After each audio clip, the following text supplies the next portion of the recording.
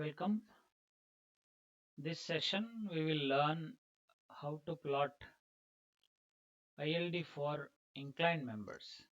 So I've seen in the previous videos how to plot top card member ILD and bottom card member ILD, and now even vertical member ILD also we have seen in the previous videos. So now let us choose this U2L2 inclined member. Let us see how you plot ILD for this member. So by method of sections, you cut a section through the inclined member. So obviously the other two members are being cut. Okay.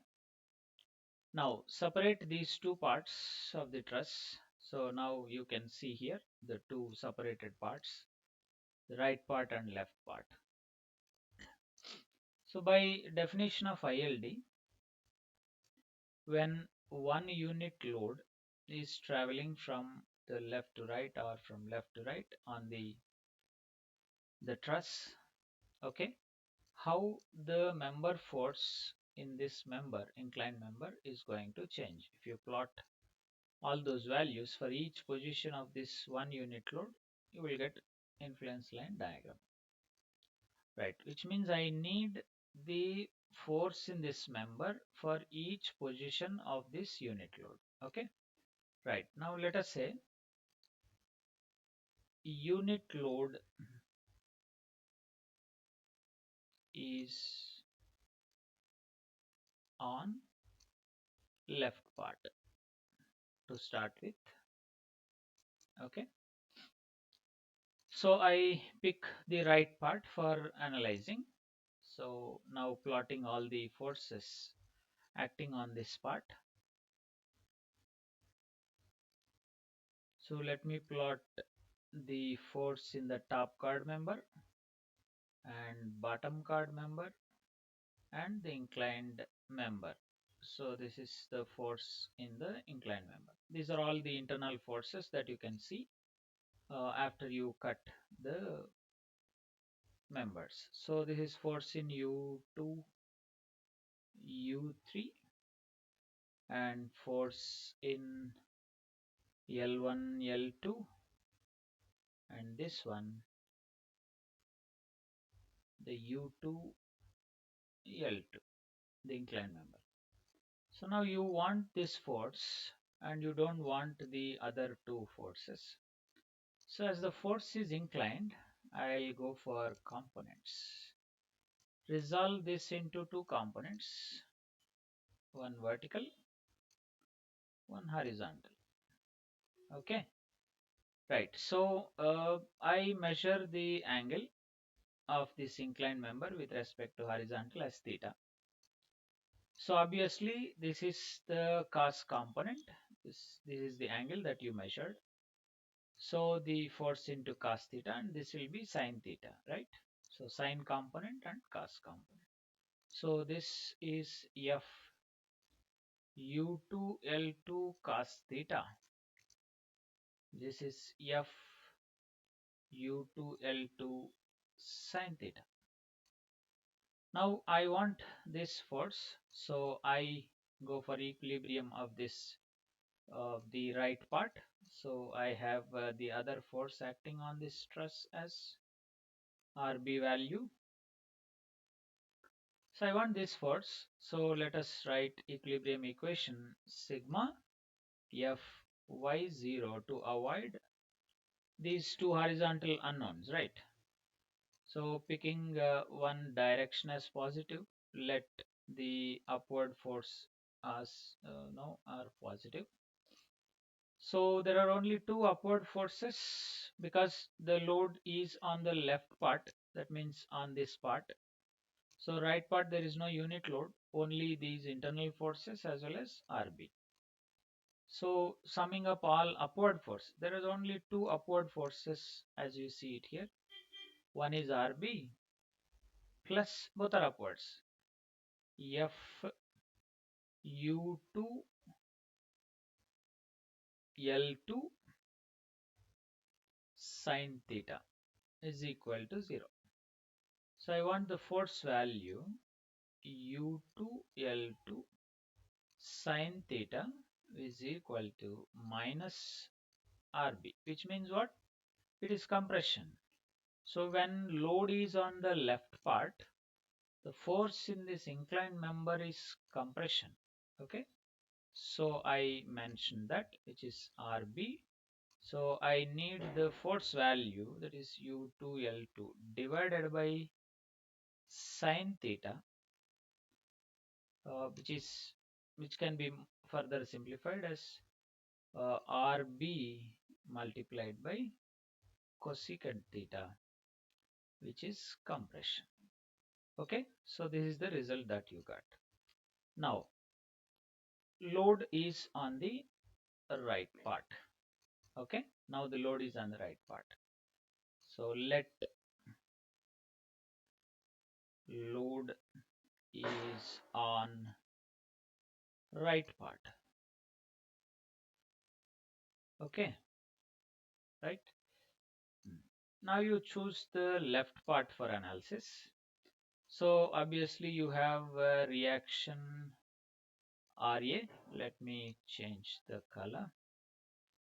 RA and the member forces. This is the top card member, bottom card member, as well as the inclined member. So this is FU2 L2. I'm not worried about the other two. So again going for components, one like this, horizontal component, vertical component. As you see, with respect to horizontal, this inclined member is going to make an angle of theta. So this is of same theta here. So this is cos component, this is sine component. So this is going to be F U2 L2 sine theta. Okay, again working out for the force, which we say Fy0. Upward forces positive you take. So RA is positive, and this downward you see minus F U2 L2 sine theta is equal to 0. So we want F U2 L2 value, which is equal to RA divided by sine theta, which is equal to RA cosecant theta. So what this mean?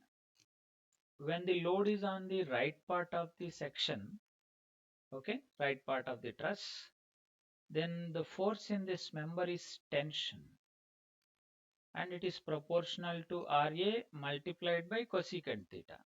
Whereas when load is on the left part, the force in the same member is compression, and it is proportional to RB, and the value is RB multiplied by cosecant theta. Okay, so this is for all positions of load. Now you are able to assess the values, and now you plot these values here. Okay, so let us plot those values below. Okay, right. So let me go with a different color. Right, drop down the boundaries, that is RA, and drop down this boundary here. Okay, yeah, now you draw the reference line. Okay, as usual I plot compression upwards, tension downward. I mean, below this reference line is tension, above this reference line is compression. Now I am trying to plot ILD for this inclined member, just to make a mention. So when the load is on to the left part, okay, left part, right. So this member force, as you can guess, this value here is RB multiplied by cosecant theta, and it is compression. Okay, so compression is plotted now above, okay, and RBILD, okay, you need to plot RBILD. Just plot RBILD, okay. So this is one, this is RBILD, okay. When load is on to the left part, okay, only for these positions. So just drop those positions downward. So this part of the ILD is used, okay. Then when the load is on the right of the section, this is the section considered, okay, right of section, the force in this member is RA multiplied by cosecant theta, right? So plot ILD for RA and it is tension.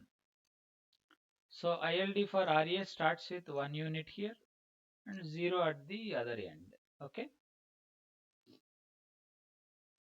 So you start with 1 unit, join with 0 at the other end. This is RA ILD, okay, right? And it is tension. So for what positions? To the right of the section. So this is the position of load. So this part of ILD,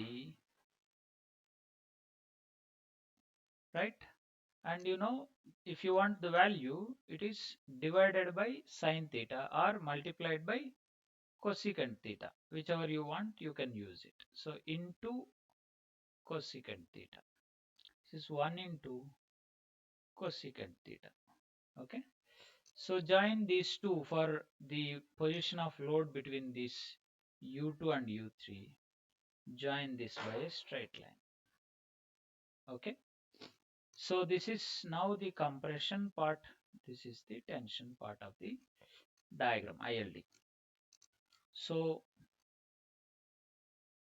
this is now the full-fledged ILD that you have drawn. Okay.